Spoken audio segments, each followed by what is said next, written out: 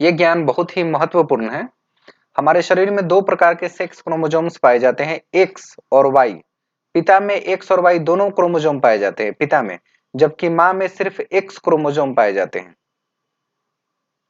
अब डिपेंड ये करता है कि एक फादर एक्स देता है और मां में पहले से ऑलरेडी दोनों एक्स ही है, तो अगर दोनों एक्स हुआ तो लड़की पैदा होगा, और एक एक्स हुआ और एक वाई हुआ, यानी कि फादर ने अगर वाई दिया तो लड़का पैदा होगा, अगर फादर ने एक्स ही दिया तो लड़की पैदा होगी। हिंदुस्तान की बहुत बड़ी विडंबना है कि लड़की पैदा होने के लिए औरत जिम्मेदार होती है। इस विडंबना को दूर करें।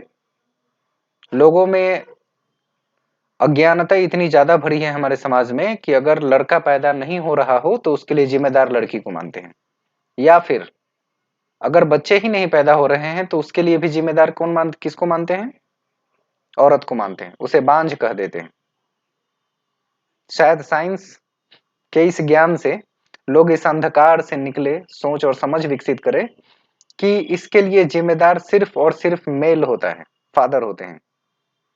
बच्चा होने और नहीं होने का, और होने के साथ साथ लड़का और लड़की दोनों होने के लिए जिम्मेदार फादर ही होता है।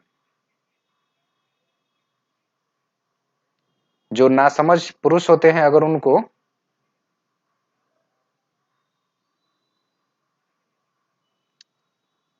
दोनों में पुरुष ही जिम्मेदार है, लड़का होगा तब भी पुरुष जिम्मेदार है, लड़की होगी तब भी जिम्मेदार है, और बच्चा नहीं हो रहा है तब भी पुरुष ही जिम्मेदार होता है 90% केसेस में। 10% में फीमेल में कोई प्रॉब्लम हो सकती है, 90% मेल जिम्मेदार है इन चीजों के लिए, लेकिन अपनी ईगो को ठेस न पहुंचे इसके लिए जिम्मेदार दूसरे को ठहराता है। जहां एजुकेशन उतनी ज्यादा डेवलप नहीं है, यू कैन अंडरस्टैंड दिस। मुझे लगता है आप इसे समझ सकते हैं। हमारे समाज में कितनी बड़ी विडंबना है ये, हर चीज को लेकर एक औरत को लगातार प्रेशराइज किया जाता है, बच्चे होने नहीं होने को लेकर, लड़का और लड़की के होने को लेकर, जबकि इन सब के लिए जिम्मेदार मेल होता है। और वो दूसरे को मानता है, इसका मतलब है कि जाहिल है, उसमें इतनी समझ नहीं है, या अगर समझ है तो अपनी ईगो को ठेस न पहुंचे इस कारण वो अपनी बातों को, अपने भड़ास को दूसरे अंदाज में दूसरों पर थोप के निकालता है। तो कम से कम आप समाज में जब पढ़े लिखे हो जाएं, समाज में जाए, तो लोगों को इन चीजों के लिए बताएं। अगर कोई औरत इस बारे में रो रही हो, समझा रही हो, तो उससे बताइए कि भाई आप इसके लिए जिम्मेदार नहीं है, you should talk to your husband.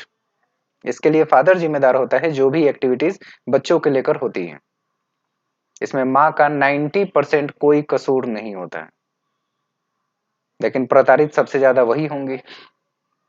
आगे बढ़े, मेरी बात मुझे लगता है समझ में आ गई होंगी।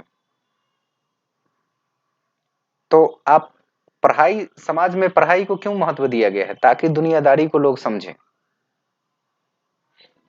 छोटी सी चीज है, 9th-10th क्लास की साइंस में होगी, लेकिन कभी लोग ढंग से नहीं पढ़ पाते, इसलिए इतनी दिक्कत होती है।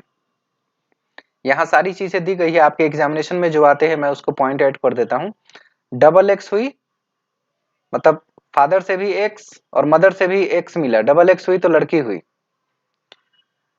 माँ में जब भी होगा डबल एक्स होगा, लेकिन फादर में एक्स और वाई दोनों होते हैं। डिपेंड ये करता है कि फादर ने इनको क्या दिया।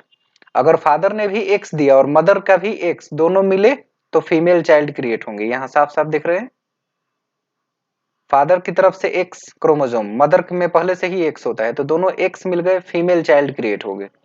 अगर फादर ने वाई दिया, इधर से वाई आया, और मदर में पहले से एक्स होता है, तो अगर फादर ने वाई दिया तभी मेल चाइल्ड उत्पन्न होता है। बेटा होना और बेटी होना दोनों के लिए जिम्मेदार फादर है, क्योंकि इसी के क्रोमोसोम डिफरेंट होते हैं। मदर का क्रोमोसोम यूनिक है, एक जैसा है।